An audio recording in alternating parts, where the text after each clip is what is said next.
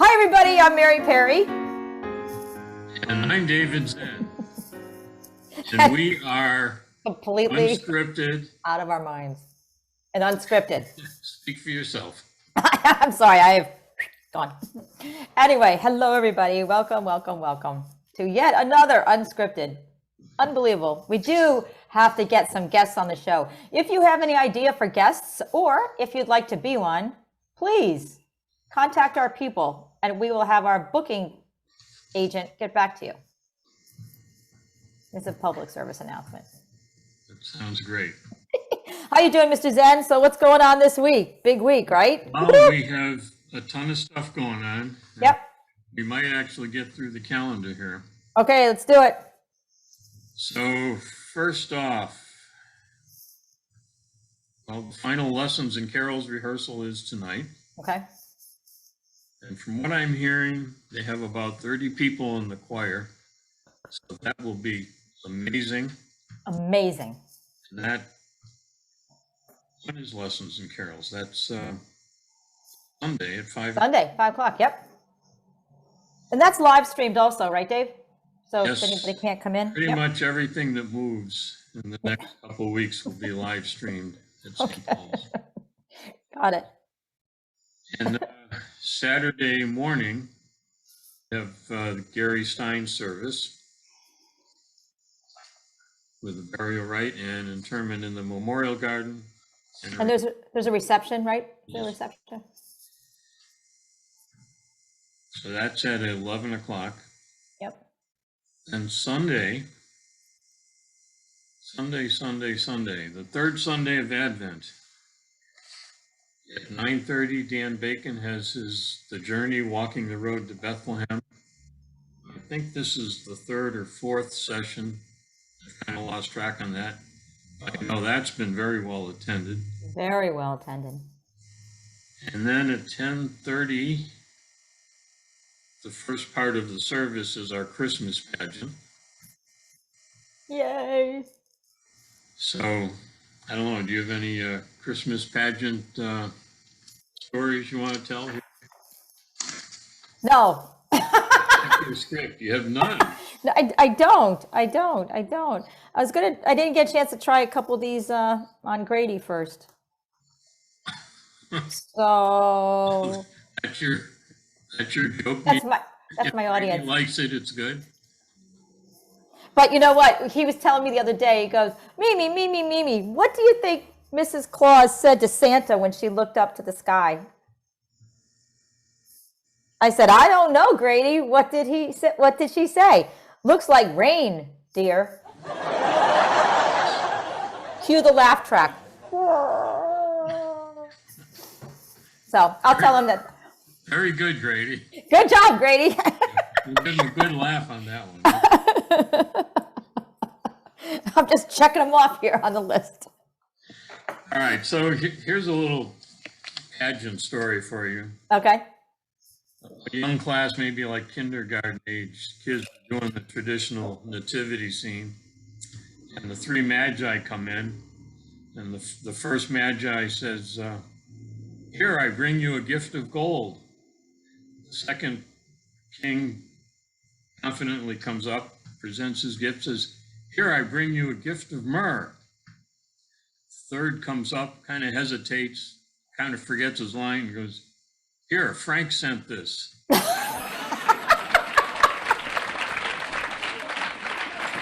That's good. That is good.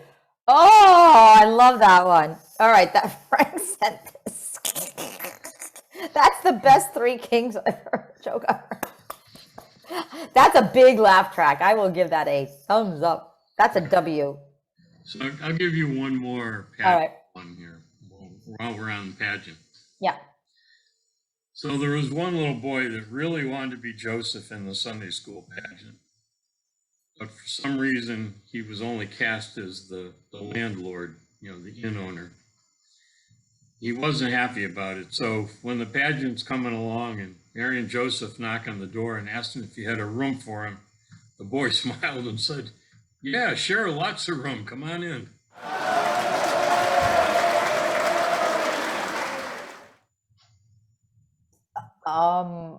Wait, lots of room? He wasn't happy about being cast as landlord, Mary. Oh, so he didn't say the right line? No room at the end. He said lots of room. Oh, that's good. I wish I had a little light bulb here that I could put over your head. Right here, right here. Boing! Oh, I get it now. I get it now.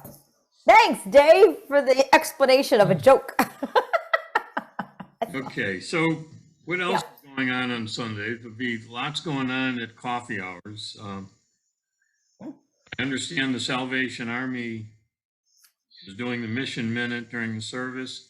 Okay. No doubt they will have a kettle with some bell ringing. And if Brady wants to come, I'm sure someone will let him Ring the bell. And I'm sure the Hilts' son will We'll probably love, have that at some point, and he'll be Love- running around ringing the bell. love to ring the bell. Yes, absolutely. And the quilters will be doing their raffle again, selling tickets for that. Yep. And those are really great quilts. Oh, they are absolutely Chances stunning. to see them and buy your tickets. Yep, stunning. And you can buy wreaths. If you haven't bought a wreath, there's And there still are some still of them. wreaths left over, so Yep. you can pick your wreaths up for $20. Yep. And then, so we have lessons and carols at 5 o'clock, and a nice reception after that. So Big day. worship and come and eat. Come and eat. It's good. It's be a Come and wonderful, get your wonderful. wreaths, come and drop money in the Salvation Army kettle and buy your quilt tickets. So It is nonstop. That's going to be a beautiful, beautiful day. So please, if you haven't come to very lessons, fun-filled day. it is going to be a very fun day. If you haven't been, it's an open invitation to everyone, everyone that can that should be there. You really, it'll fill your heart full of the Christmas spirit and Jesus, for sure. And then Excellent. Monday at noontime, we have another burial service. L.V. Burr. I don't know how many people remember her. She was 97 Sweet. this past Sunday. So they're having her service Monday at noontime. Yep. I knew her to see her. I think she came for several years to the Wednesday services. Mm-hmm. To partake in that Bible study discussion after that. So that's on Monday at noon. And what else do we have during the week? We have on Wednesday, it's another drive-through food collection. Yep. We're up into our 40s at least. Oh, easy. I was looking at the food bin, and it's half filled already, and we're just starting the month. Exactly. We're doing a bang-up job there. That's awesome. Yeah, no, that is so awesome. And if anybody wants to make a meal, I don't know if you didn't see Bill's announcement at the services, but please contact either Bill Bennett or Lynn Bennett or Pam Zen, but you can even get a frozen meal and put it in the freezer. Just let them Yes, know. we're still supporting at least one family. Yeah. So that's 14 meals a week that they have to deliver. Yep. So they get in that program, they get 2 meals a day. Yep. We've been doing that for a year and a half, I believe. Yeah. Yeah, easy. Since at least May, June, something like that, of 2020. It's interesting how during the pandemic, these little organic mission projects have kind of popped up. Right. Have taken on a life of their own. Right. Well, it was truly a case of there was a need and we were called to fill it. So, everybody has different callings, but we were called to fill that need, that's for sure. And I did hear from Donnie Wanzer that we collected $2,130 worth of gift cards. Wow. So we were able to, we totally covered the 4 families that we had, and they're using some of the other cards for other clients of the Brookfield Social Services. Wow. Thank you, everybody, for that. That is absolutely generosity. That's God's hand. That's so wonderful. And then if you want to look a little further out on your calendar, Yep. the following Sunday, the 19th, is Behold the Lamb. Mm-hmm. Our local musicians are doing a performance of that, actually 2 performances at 5 and 7 p.m. 5 and 7, yep. Sunday the 19th. And then we can talk about, we'll move right into Christmas Eve if you'd like. We got our Christmas Eve services are 5 p.m. is what we call our family service. And then 9 p.m. is the more traditional service with the full choir. And then Christmas Day, we have a Holy Communion service at 10. 10, right? Yep. That is packed. Packed. Jesus is here for sure. Love it. And another bit of news that we have in Sword Points this week, there's a little article on it. We heard that, Bill Schrull has been telling us that there was an election coming up for, in the Diocese of Western Tanganyika in Africa, where the Bible colleges that we support. And they just held the election, and Emmanuel Boada is the new bishop-elect in the Diocese of Western Tanganyika.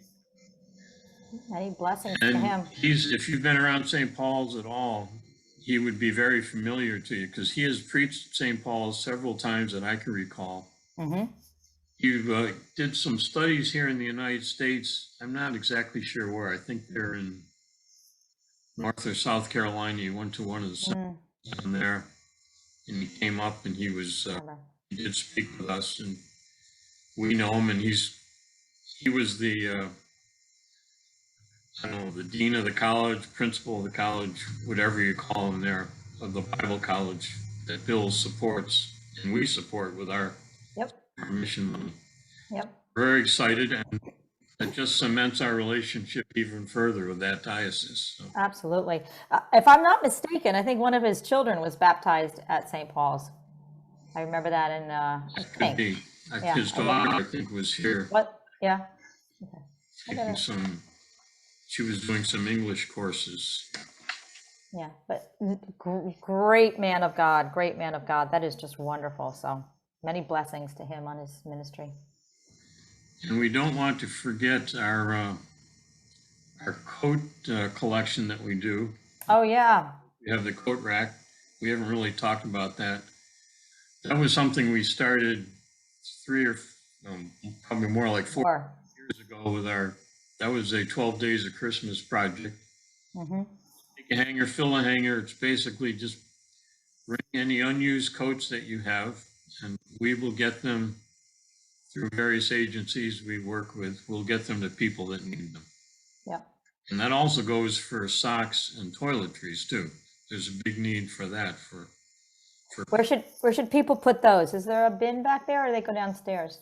Well, they can put them in the baskets behind the church, or the bins downstairs in Crocker Hall. Okay.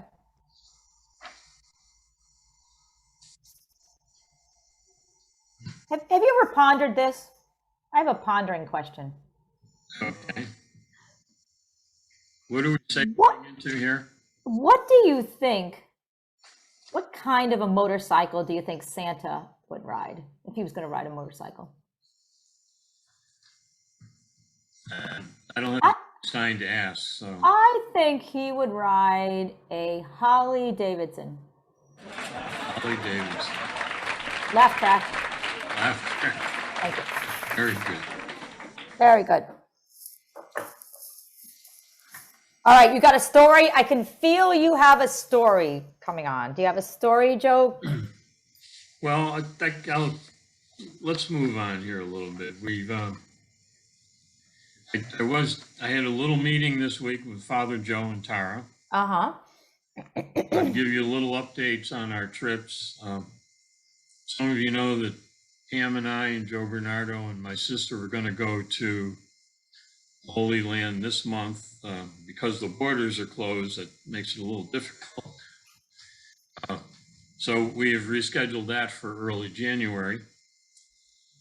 And we had a trip scheduled for March, and now we are doing that in June. June 16th, we're doing that in conjunction with Tara's Church in Middlebury.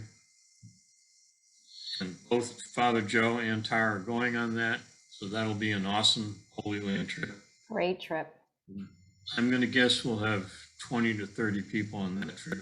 Wonderful. Have some youth on there. Yep. There will be more information on that. And I anticipate some scholarship money for youth. So That's wonderful. someone would like to do that, talk to me, and I think we can make that happen. So good. What an opportunity. Wow. And we haven't really talked about the readings for this week. No, let's get to the sermon title. So once again, you did a great job naming the sermon after Father Joe started out his sermon. This week's sermon is Power and Authority. I get a text from Mary within 30 seconds. Hey, here's a sermon title for you, Power and Authority. Good job, Mary. You're welcome. You're welcome. It takes skill and prayer to be able to have that kind of keen insight. Can't wait to see how I do this week. How are you going to do this week? I don't know. I don't have a clue. So we have, these are Advent readings. A lot of prophets. Zephaniah, prophet, foretells of a time when the judgment of Israel will be ended and the Lord will bring victory and renewal. The canticle is a song of confidence and hope in God the Savior. Even Philippians, Paul talks about the Lord being near. And then we'll throw John the Baptist in the mix. Kind of, John was a little ahead of his time. He was. He totally was. Think about being him. I can't even imagine. Well, how would you like to be John nowadays? I mean, he was anything but politically correct. Right. So there's a lot of great expectations in these readings.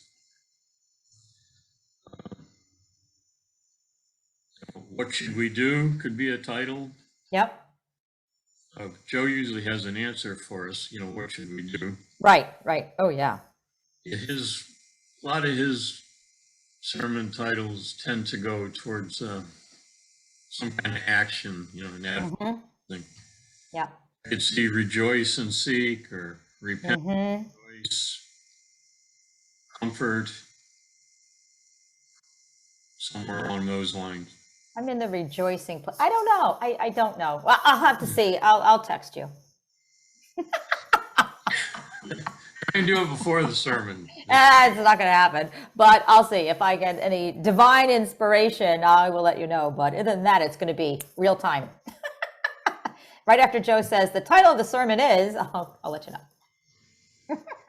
But his sermons, we have to just remind everybody that they are archived, and it is well worth, especially just go back and listen to any one of them. But they are amazing, and there's so much in there, and I know that they just touch so many people. So please, if you have some time, do that. If you've missed one, just go back and find it. They're all there.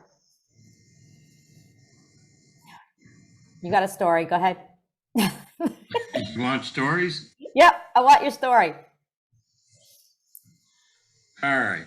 All right. Settle down, everybody. Sit down, sit back, take another sip of coffee. Go ahead. Two little boys are spending the night at their grandparents' house the week before Christmas. And at bedtime, the two boys kneel down beside their beds to say their prayers. So the younger one begins praying, and at the top of his lungs, he kind of yells out, "I pray for a new bicycle. I pray for a new Nintendo. His older brother leans over to him and kind of nudges him, saying, "Why are you shouting? God isn't deaf." The little brother says, "No, but Grandma is."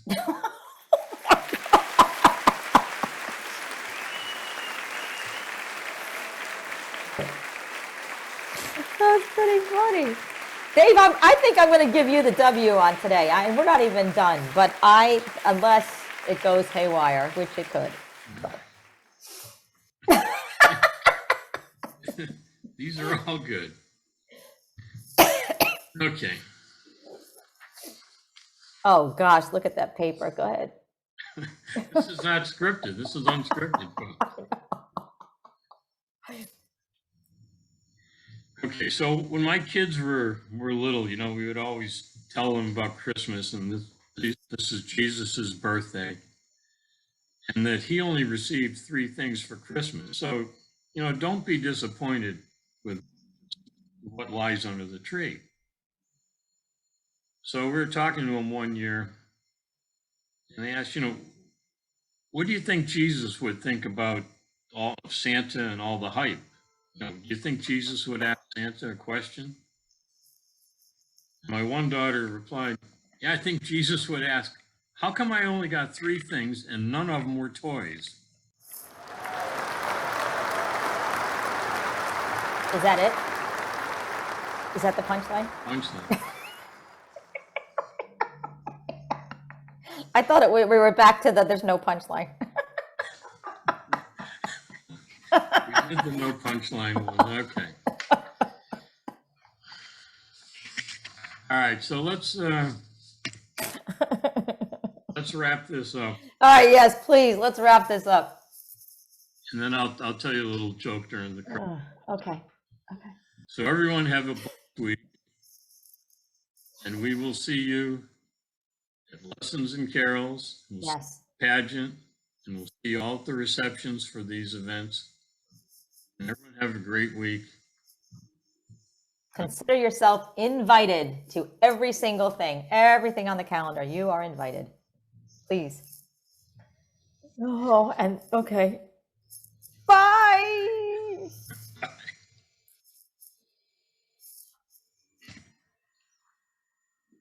Okay, do it. Go. All right. Here's a good grandmother joke. Okay. You can remember this. So a 10-year-old has been under the tutelage of her grandmother, quite knowledgeable about the Bible. So one day she floors her grandmother by asking, which virgin was the mother of Mary, of the mother of Jesus? Was it the Virgin Mary or the King James Virgin? Oh, okay. Okay, I see what you did there. Okay. Yep. See you next joke. See you next joke. Bye. Have a great day. Oh, and by the way, in the 12 days of Christmas, which we're still putting together, we are going to include this year an unscripted night with an open mic where you can come and tell jokes. So it's something to look forward to. Absolutely. That will be really fun. So. And that will be unscripted. It will be unscripted. Hopefully there's cake or something, but that will be unscripted.